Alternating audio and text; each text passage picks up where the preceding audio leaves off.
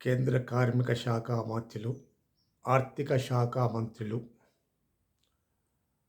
భారతదేశ పలు ఎంపీలకు, వివిధ రాష్ట్రాలున్న పలు రాజకీయ పార్టీ ప్రతినిధులైన ఎంపీలకు అందరికి కూడా కార్మికుల పక్షాన శతకోటి వందనాలతో రెండు కరములు జోడించి మీకు విజ్ఞప్తి చేస్తున్నా.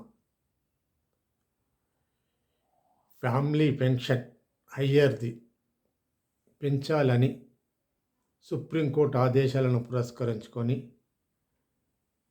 మాకు లెటర్లు జారీ చేసిన సంగతి విదితమే.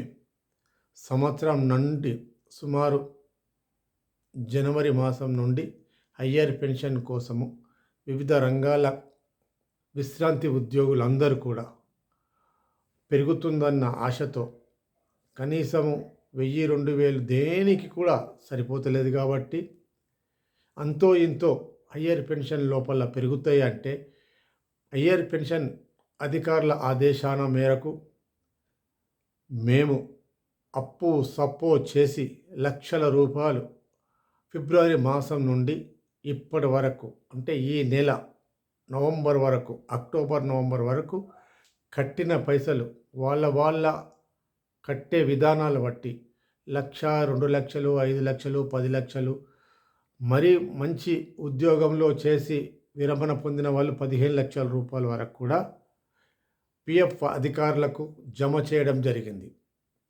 ఆ జమ చేసిన పైసలు వడ్డీతో కూడా జమ చేసి మీకు మీ యొక్క మాటకు విలువ ఇవ్వడం జరిగింది.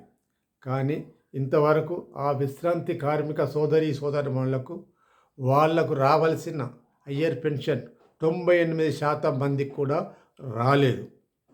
వచ్చిన ఆ 2% మందికి కూడా డబ్బులు అంటే వాళ్లకు రావాల్సిన ఏరియల్స్ డబ్బులు కూడా రాలేదు. ఈ రకంగా ఆలస్యం చేస్తే ఆ అప్పీల్ చేసుకున్న వాళ్ళు, అర్జీ పెట్టుకున్న వాళ్ళు, డబ్బులు కట్టిన వాళ్ళు దాదాపు కొందరు చనిపోయినారు, స్వర్గస్థులైనరు. వాళ్ళ బాధను అర్థం చేసుకోండి. ఈ వృద్ధులను కాపాడండి. వీళ్ళకు రావాల్సిన హయ్యర్ పెన్షన్ డబ్బులు ఇవ్వండి. వాళ్ళకు రావాల్సిన హయ్యర్ పెన్షన్ అమలు చేయండి. వాళ్ళను కష్టాల నుండి కాస్త ఒడ్డుకు తీసుకురండి. ముసలితనంలో ఎంత బాధకు గురవుతున్నారు. ఉన్న ఇంట్లో ఉంటే సంతోషమే. కరెంటు బిల్లు, బియ్యము, పప్పులు, ఉప్పులు కొనుక్కోవడము, 2 కుటుంబంలో 2 వ్యక్తులు ఏ రకంగా జీవిస్తారు, ఆ 1000-2000కు ఏ రకంగా వాళ్ళు బ్రతకగలుగుతారు. కొన్ని ప్రాంతాలలో కొన్ని ప్రభుత్వాలు ఓల్డేజ్ పెన్షన్ 4,000, 3,000 ఇస్తున్నారు.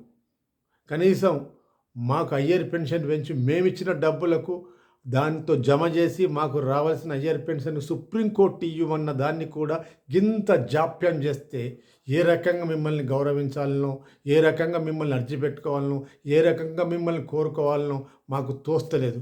మరి ఏ రకంగా చేయమంటారు? నిరసన రూపంలో రోడ్ల మీదకి రమ్మంటారా? నిరసన రూపకంగా ధర్నాలు చేయమంటారా? నిరసన రూపక ఆందోళన చేయమంటారా? లేకపోతే వృద్ధాప్యంలో సాగుమంటారా?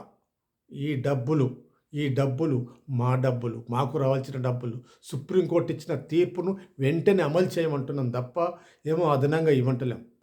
కేంద్ర నాయకత్వానికి, కేంద్ర మంత్రివర్యులకు, ప్రధాన మంత్రివర్యులకు ఇంతకన్నా ఎక్కువ బాధను వెలబుచ్చి చెప్పలేం.